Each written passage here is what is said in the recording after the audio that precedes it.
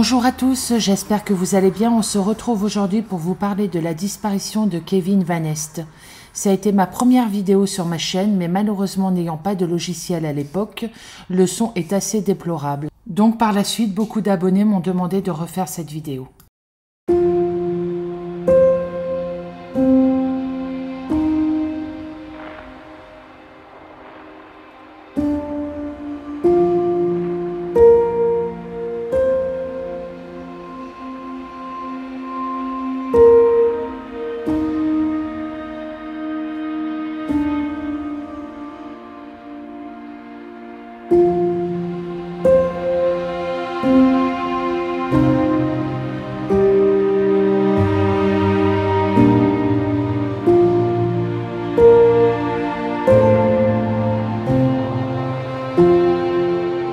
La disparition que je vais vous raconter aujourd'hui est malheureusement très peu connue en France. La maman de Kevin aurait besoin de votre aide pour médiatiser la disparition de son fils. Faisant régulièrement des appels sur Facebook, avec les peu de moyens que je dispose, j'aimerais que cette vidéo soit partagée pour que Kevin soit peut-être retrouvé, je l'espère de tout cœur, ou tout du moins que sa maman ait des réponses. Merci à vous. Le 14 septembre 2018, Kevin, un jeune homme alors âgé de 29 ans, originaire de Kuurne, en Belgique, près de Courtrai, Flandre occidentale, est parti seul pour parcourir le GR20. Son retour en Belgique était planifié le 27 septembre 2018. Malheureusement, il n'a pas embarqué dans l'avion. Revenons un peu en arrière, je vais vous présenter Kevin. Kevin est décrit comme une personne attachante, très proche de sa mère, qui aimait voyager. Il avait aussi un côté sensible. Kevin a été vu pour la dernière fois à proximité de la cathédrale Sainte-Marie le 16 septembre 2018, dans la ville de Bastia. C'est là où on perd la piste de Kevin. Il n'a plus jamais été vu, ni entendu depuis. Le 16 septembre, Kevin, venu en Corse pour découvrir le GR20, établissait le tout dernier contact avec sa famille. Le sentier de grande randonnée, le GR20, traverse la Corse du nord au sud, en passant par la chaîne de montagnes dans le parc naturel régional de Corse. Le GR20 reste un parcours de montagne très difficile à faire. La randonnée s'étend sur près de 180 km et peut être effectuée en 16 jours, environ une étape par jour, avec une moyenne de 7 heures de marche par jour. C'est là où il établissait le tout dernier contact avec sa famille. Depuis lors, plus rien. Il s'est volatilisé, ne laissant que quelques traces troublantes sur son séjour sur l'île. Ils sont nombreux à avoir perdu la vie dans la nature, quelques-uns sans laisser de traces, au point que l'on s'interroge sur la malédiction du GR20. Comme si il y avait parfois un prix à payer. Kevin, lui aussi, a disparu. Mais plusieurs personnes s'interrogent. Il a peut-être jamais posé le pied sur le mythique sentier du GR20. En tout cas, c'était son intention le 14 septembre 2018, à son arrivée sur l'île. 2 jours après, au moment où il donne les dernières nouvelles, Kevin fait savoir depuis Bastia qu'il va entamer le GR20. Nul ne sait aujourd'hui encore, après ce dernier contact, s'il a mené à bien son projet. Nul ne sait d'ailleurs ce qu'il est devenu depuis lors. Aux yeux des enquêteurs qui s'efforcent de reconstituer le parcours de Kevin, quelques certitudes servent d'abord de point d'appui. Son téléphone portable n'a plus été activé depuis le 16 septembre. Son compte bancaire n'a plus fait l'objet du moindre retrait. Il n'était pas non plus dans l'avion du retour, qui devait le ramener en Belgique le 27 septembre.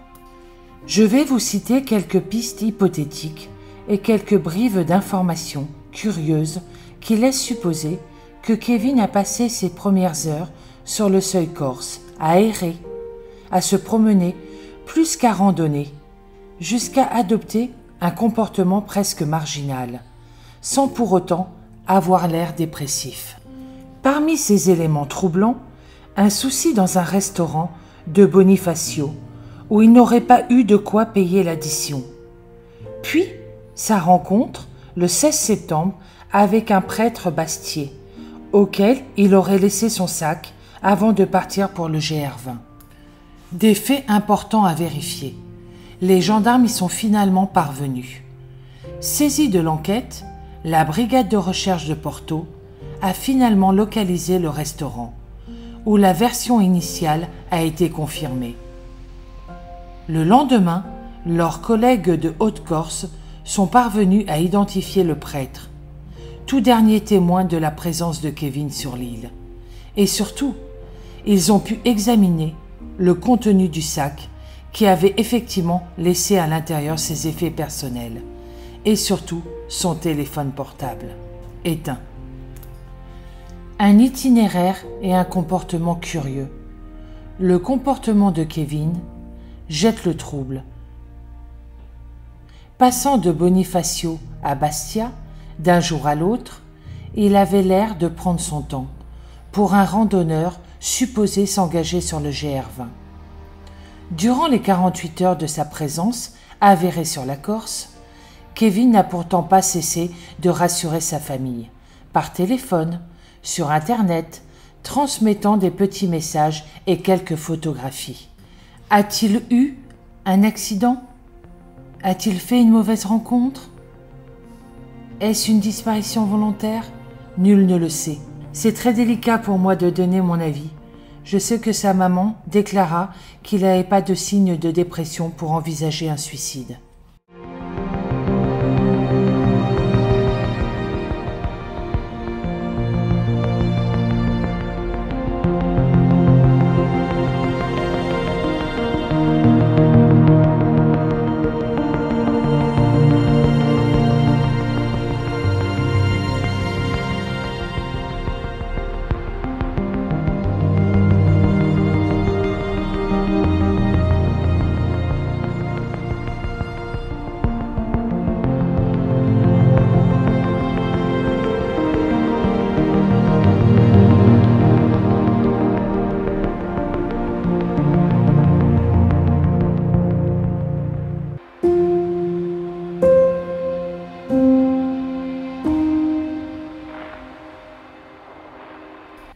Qu'a-t-il pu se passer dans l'église?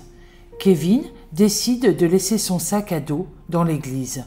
Il le confie au prêtre et lui dit « Je reviens dans 10 jours » pour le récupérer. Il laisse donc son téléphone dedans et toutes ses affaires dans le sac. Il garde juste sa carte d'identité et il part.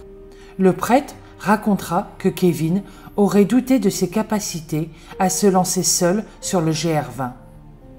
Se sentant physiquement et psychologiquement faible, mais après sa conversation avec le prêtre, il serait ensuite parti en laissant son sac et son téléphone portable, disant qu'il viendrait le chercher plus tard. Mais Kevin ne reviendra jamais rechercher ses affaires et ne sera plus revu.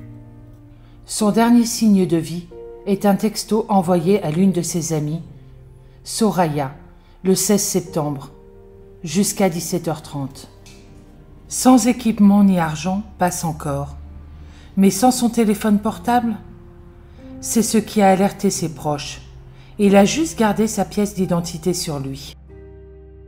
La maman de Kevin a fini par quitter la Belgique pour emménager en Corse, afin de contribuer plus facilement à la recherche de son fils. Plusieurs hypothèses ont vu le jour. Accident, kidnapping, disparition volontaire, suicide, mais aucune piste n'est encore privilégiée.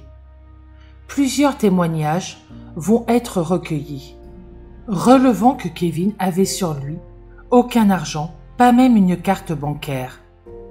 C'était une personne qui était désintéressée par tous les biens matériels, préférant compter sur la générosité des habitants pour être nourri et logé. De plus, il semblait ne pas avoir conscience de certains risques. Après avoir quitté la cathédrale, à Bastia, Kevin serait parti ainsi, sans aucun bien ni équipement. Sachant que le GR20 est le plus dur d'Europe, et qu'en randonnée on apporte quelques équipements quand même fondamentaux, c'est vrai que ça paraît très surprenant. Moi, ce qui m'interroge, c'est pourquoi il a laissé son sac à dos au prêtre, s'il comptait vraiment se rendre sur le GR20. Et ça, vraiment, je me pose la question depuis le début des recherches que j'ai faites sur cette disparition. Une autre hypothèse, Kevin aurait-il pu quitter la Corse? Cela reste peu probable, compte tenu de ses faibles moyens, ainsi que les recherches qui ont été faites. Aucune personne avec le nom ainsi que la description de Kevin n'a pris l'avion ce jour-là, ou même un autre jour. Rappelez-vous, suite à un témoignage, Kevin n'avait même pas pu s'acheter à manger dans un restaurant. Il est relevé que Kevin était depuis longtemps fragilisé par la perte de son frère, survenue il y a quelques années, puis celle de sa grand-mère. Cela le plonge quelquefois dans des états psychologiques compliqués, ce que tout le monde peut comprendre. Perdre un être cher est loin d'être facile. Affaibli et sans aucun équipement, cette randonnée aurait pu être fatale pour Kevin, s'il avait bien décidé de grimper vers le GR20. Il est qualifié du plus difficile d'Europe, mais contrairement, il n'y a aucune preuve que Kevin se soit bien rendu sur le GR20 lorsqu'il a été vu pour la dernière fois. Le 27 septembre, il est censé atterrir à Savanterne. Ses proches malheureusement l'attendent en vain. La maman de Kevin explique aussi que la dernière fois qu'elle a eu son fils en ligne, il se trouvait à Bastia. Il devait démarrer le GR20 à Calvi. La dernière personne avec laquelle il aurait parlé serait le prêtre. Malheureusement, l'enquête locale aurait pourtant montré qu'au moment de sa disparition, Kevin ne se trouvait pas à Bastia, au nord de l'île, le 16 septembre, mais à Bonifacio, à l'extrémité sud de l'île. Au départ, les policiers corses penchent plus pour une disparition volontaire. Rappelez-vous, Kevin avait dit à sa mère qu'il était à Bastia, mais les enquêteurs ont démontré qu'il se trouvait à Bonifacio. Voilà pourquoi ils pensent à la disparition volontaire. Les proches de Kevin repoussent avec force cette piste privilégiée par les enquêteurs. Je suis du même avis. Kevin n'aurait jamais laissé sa maman sans nouvelles, tout comme sa maman ne croit pas en un geste de désespoir. Il faut quand même pas oublier, malheureusement, qu'il éclaire également aujourd'hui sur les tourments qui fait de lui un individu fragile. Le décès brutal d'un frère, il y a quelques années, puis sa grand-mère maternelle au début 2018, l'ont considérablement affecté, au point qu'il n'arrive pas à faire son deuil, plongeant de temps à autre dans les périodes psychologiquement difficiles. Conscient de son état et de ses difficultés à faire face, Kevin considère que le contact avec la nature est pour lui le remède le plus efficace. Foi de cette conviction, il entreprit ce voyage en Corse pour réaliser son rêve, celui de faire le GR20. Sans pour autant prendre le temps de se préparer, malgré une bonne expérience de la randonnée et de l'escalade, profitant avant tout d'un vol bon marché, d'un tarif conforme avec ses faibles ressources, mais aussi en phase avec ses idées d'inexistence basées sur la solidarité, plus que sur le pouvoir de l'argent.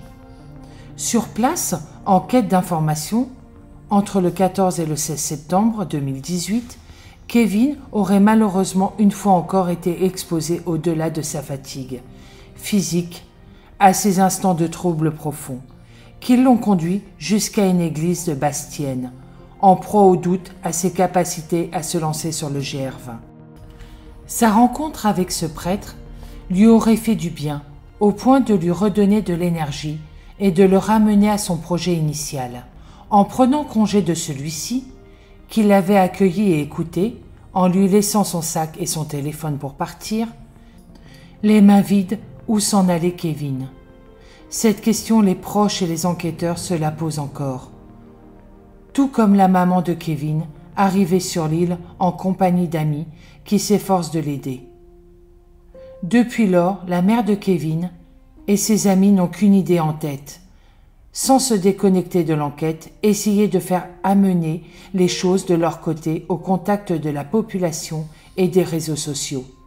Ils ont pour but de poser des affiches un peu partout sur la commune pour faire mieux connaître le visage de Kevin, en espérant qu'un témoin se souviendra de son contact avec lui, plutôt ouvert et sociable, sans aucune certitude pour autant d'être sur la bonne piste. Kevin est un garçon qui n'hésite pas à aborder les gens pour essayer d'obtenir de l'aide. On ne peut exclure la mauvaise rencontre. sachant qu'on n'a plus la moindre trace ni le moindre témoignage depuis cette fin d'après-midi du 16 septembre 2018. La maman de Kevin a bien l'intention de revenir. Elle déclara « Je ne lâche rien ». J'en appelle encore une fois à la vigilance de tous pour inviter les gens à communiquer la moindre information qui pourrait avoir un rapport avec Kevin. Depuis, sa maman a déménagé en Corse pour être plus proche pour les recherches et plus proche de son fils. La disparition de Kevin a même été signalée aux îles aux alentours. On ne sait jamais. Plus sa disparition sera médiatisée, plus il y aura des chances de retrouver Kevin ou tout du moins avoir des réponses sur cette disparition.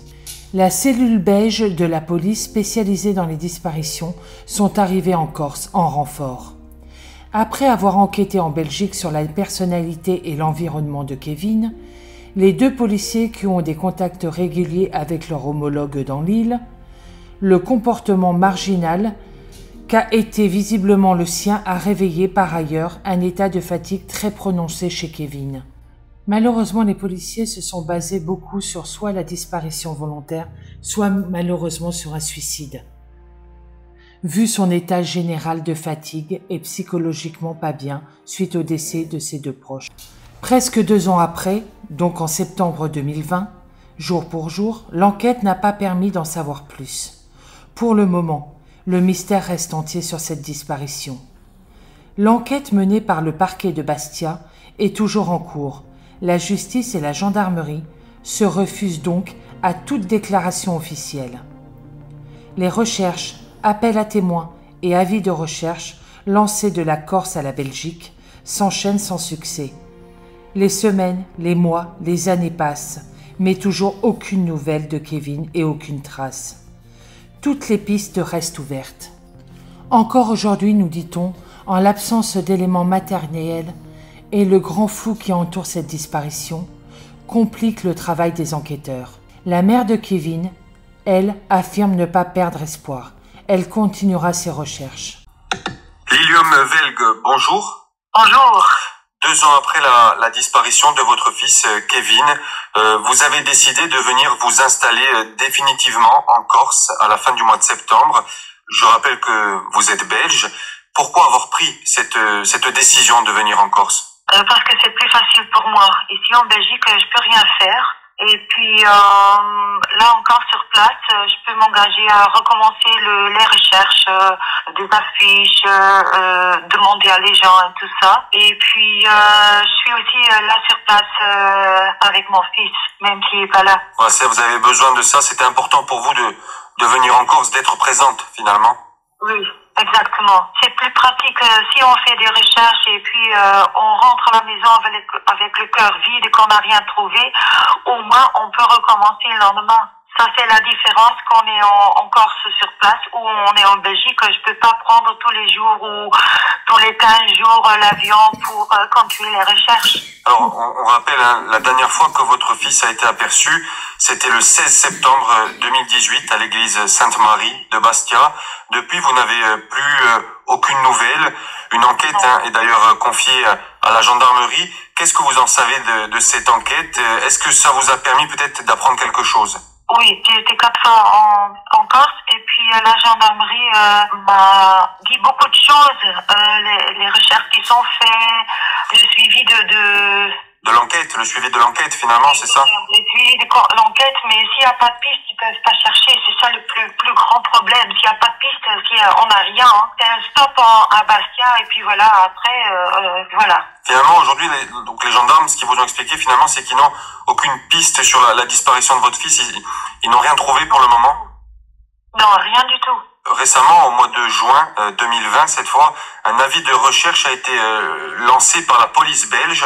Alors, est-ce que ça vous a permis, ça vous a apporté quelque chose? Est-ce que ça vous a apporté des éléments, peut-être? On m'a mis au courant de rien du tout. La police belge ne vous a rien dit? Non, rien.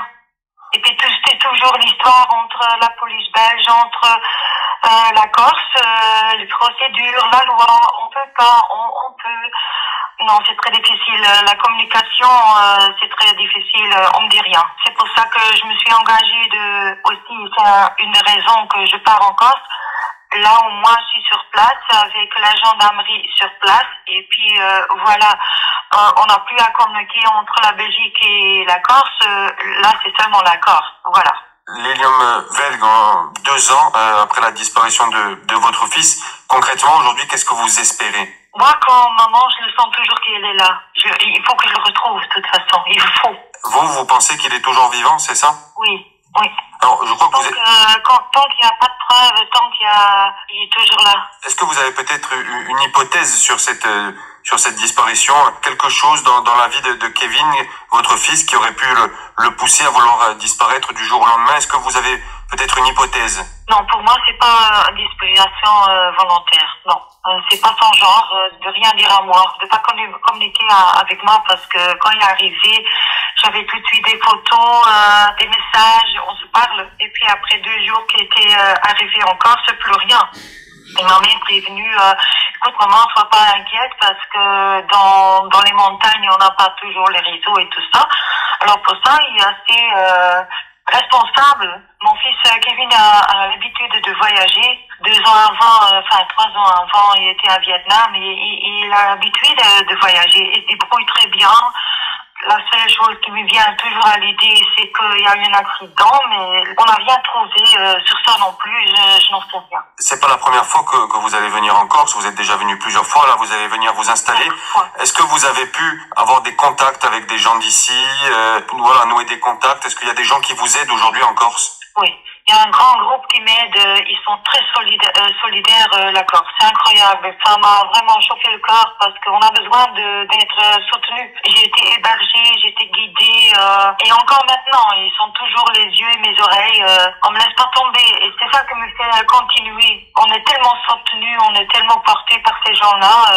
Ils sont très ouverts aussi, très compréhensifs. Ça pousse aussi à continuer à y croire. Oui. Une dernière question, Lilium Velg, avant qu'on finisse cette interview. Si quelqu'un veut vous aider, veut rentrer en contact avec vous, comment il doit s'y prendre? On prend contact avec moi, via Facebook ou Messenger ou WhatsApp. Je suis tout le temps disponible. Mais lorsque c'est une communication entre 2 pays, c'est plus avantageux d'utiliser WhatsApp ou Messenger ou voilà. D'accord. Merci Lilium Velg d'avoir été avec nous aujourd'hui sur RCFM. Merci à vous de penser à nous. Grand merci. Malheureusement à ce jour, en 2021, Kevin est toujours porté disparu. Je souhaite beaucoup de courage à sa maman ainsi que ses proches. J'espère de tout cœur que Kevin sera retrouvé. N'hésitez pas à partager cette vidéo et n'hésitez surtout pas à aller soutenir la maman de Kevin sur Facebook. S'il vous plaît, je vous le demande, faites attention à vos commentaires. Merci beaucoup. Je vous dis à bientôt dans une prochaine vidéo.